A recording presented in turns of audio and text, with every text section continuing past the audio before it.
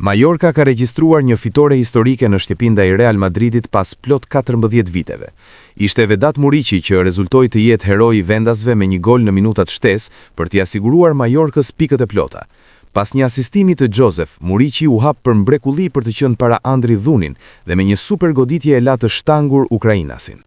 Ky është goli i 19 në La Liga për Muriqin, ndërsa Mallorca largohet nga zona e rrezikshme me këto 3 pikë. Pas golit Muriqi shpërtheu në lot, duke treguar se me Kosovën ka kaluar ditë të vështira, pasi u shuajt ëndra e botrorit.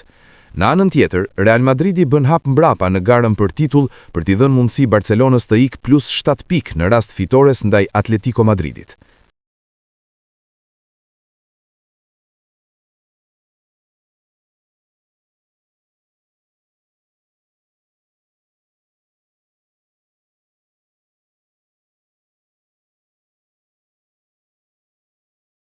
Kosova unë poshtë me rezultatin 1-0 në shtëpi nga Turqia në finalen e play-offit për kualifikim në Kupën e Botës 2026.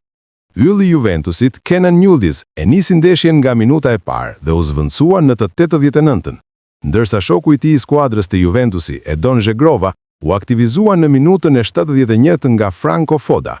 Pas përfundimit të ndeshjes, futbollistët turq filluan festën, por ajo që mori vëmendjen ishte gjesti i Yildizit.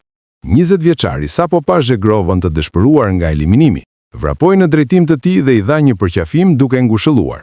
Dyshja do të rikthehet sërish në aksion së bashku të hënën, kur Juventusi do të presë Gjervan në Allianz Stadium. Pas humbjes minimale ndaj Turqisë në Prishtinë, e cila i dha fund ëndrës për kualifikim në Kupën e Botës, sulmuesi i Kosovës, Vedat Muriqi, ka reaguar me emocione të përziera, zhgënjim për rezultatin, por edhe krenari për rrugtimin e ekipit. Ai theksoi se rruga deri në këtë pikë ka qenë jashtëzakonisht e vështirë, duke kujtuar se Kosova e kishte nisur kampanjen me një humbje të thellë dhe në një moment dukej se gjithçka kishte përfunduar. Megjithatë, sipas tij, skuadra reagoi fuqishëm dhe vazhdoi të luftojë deri në fund. Muriqi u shpreh shumë krenar për bashkëlojtarët dhe rolin e tij si një nga kapitenët e ekipit, duke theksuar se kishte ëndër ta udhëhiqte Kosovën drejt botrorit në Amerikë. Shumë vështirë. Kemi luftuar prej ditës së parë deri këtu. E nisëm kampanjen me humbje të thellë dhe menduam se nuk ka kthim, por vazhduam mirë. Unë jam shumë krenar me bashkëlojtarët e mi. Jam shumë krenar që jam ndër kapitenët. Do të kisha dëshirë ta udhëheq ekipin në Amerikë, por fati nuk e deshi.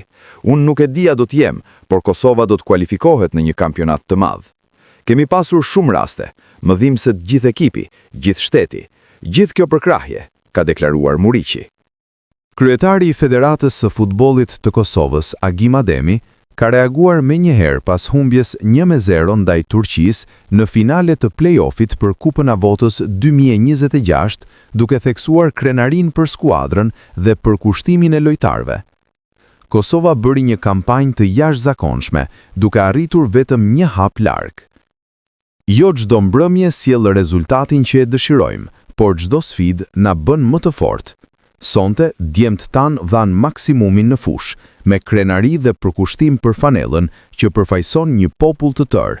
Fati nuk ishte në anën tonë dhe ndonse nuk e merituam një rezultat të tillë, duhet të pranojmë se edhe humbjet janë pjesë e këtij rrugtimi.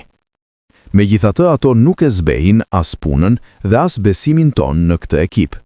Jam i bindur se gladiatorët Dardan do të rikthehen më të fortë, me më shumë vendosmëri dhe me të njëjtin shpirt luftarak që na ka sjellë deri këtu. Faleminderit tifozëve Dardanët, të gjithë qytetarëve të Republikës së Kosovës, si dhe vëllezërve tan nga Shqipëria, Maqedonia e Veriut, Malizi e Lugina e Preshevës, por edhe bashkëdhetarëve tan kudo që jetojnë e veprojnë, për mbështetjen e pandalur. Kjo humbje dhemb, por qëndroj me kokën lart për gjithçka që kemi arritur. E ardhmja do të na sjellë shumë gëzime të tjera. Bashk vazhdojnë përpara, shkruan Ademi në rrjetet sociale. Kombëtarja e Kosovës ka pësuar humbje me rezultat 1-0 në shtëpi ndaj Turqisë, në finale të play-offit për kualifikim në Kupën e Botës. Dardanët ishin shumë të mirë në këtë pjesë, duke dominuar kundërshtarin dhe duke mos lejuar shumë hapësira për të rrezikuar portën e Aro Muriç.